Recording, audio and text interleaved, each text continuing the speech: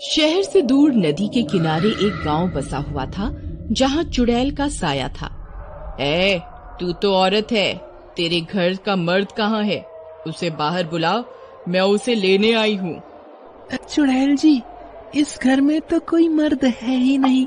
मेरे पति को तो आप पहले ही अपने साथ उठाकर ले जा चुकी हैं। फिर चुड़ैल घसीटा को छोड़कर वहाँ से चली जाती है। उस गांव के लोग धीरे धीरे उस गांव को छोड़कर जाने लगे थे। गांव के लगभग सारे मर्दों को तो चुड़ैल अपने साथ ले जा चुकी थी। अब केवल औरतें और उनके बच्चे ही बचे थे। धीरे धीरे गांव के सारे मर्द गायब होते जा रहे थे।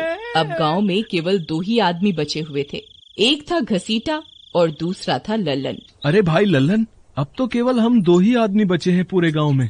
मुझे तो बहुत डर लग रहा है। अगर चुड़ैल को हमारी असलियत के बारे में पता चल गया तो वह हमें तड़पा तड़पा के मारेगी।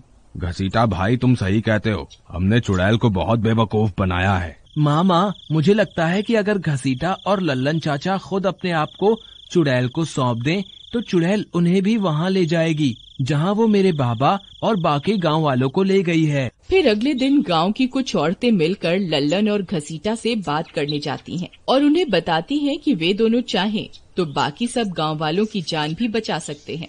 तुम्हारा दिमाग तो खराब नहीं हो गया निर्मला, जो हमें मौत के मुंह में जाने को बोल रही हो?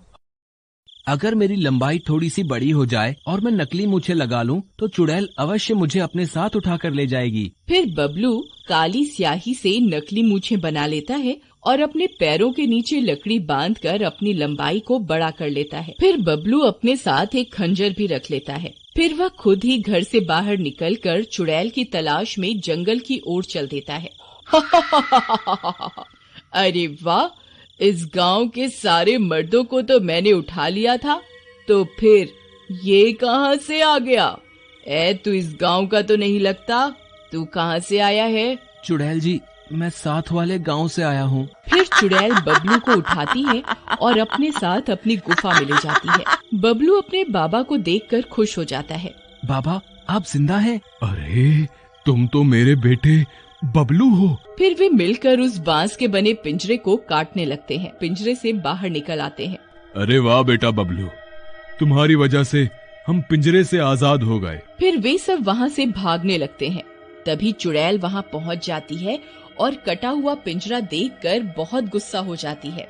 इन गांव वालों की इतनी हिम्मत, इन्होंने इस पिंजरे को कैसे काट दिया? आने दो इस चुड़ैल को, आज इसे मजा चखा कर ही रहेंगे। तभी चुड़ैल उनका पीछा करते करते वहाँ पहुँच जाती है। फिर चुड़ैल एक आदमी को उठाती है और हवा में उछाल देती है। अरे मर गया रे, हे भगवान मुझे बचाओ। फिर चुड़ैल बाकी गांव वालों के पीछे पड़ जाती है। आज मैं किसी को नहीं छोड़ूंगी। अरे मर गए रे। बाबा, मुझे लगता है हम सब गांव वालों को पास में बने मंदिर के अंदर जाना चाहिए। फिर इतना बोलकर बबलू और उसकी माँ अपने साथ कुछ गांव वालों को लेकर मंदिर की ओर चल देते हैं। चलो भाई, जल्दी चलो, हमें मंदिर के अंदर जाना होगा। वहाँ ये चुड़ैल नहीं आ पाएगी। फिर सब गांव वाले पास में बने मंदिर के अंदर चले जाते हैं। चुड़ैल भी उनका पीछा करती करती मंदिर के बाहर पहुँच जाती है। चुड़ैल, अगर तुझ में हिम्मत है तो इस मंदिर के अंदर आकर दिखा।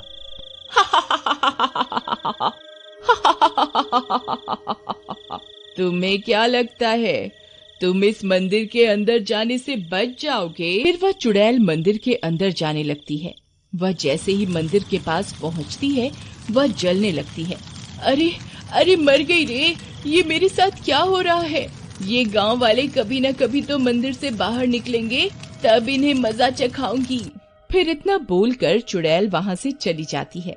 गांव की सारी औरतें अपने अपने पतियों को वापस पाकर खुश हो जाती हैं और बबलू का शुक्रिया अदा करती हैं। सीता, आज तेरे बेटे ने सबकी जान बचा ली। तेरा बेटा तो बहुत बहादुर निकला। ये तो मेरा फर्ज था।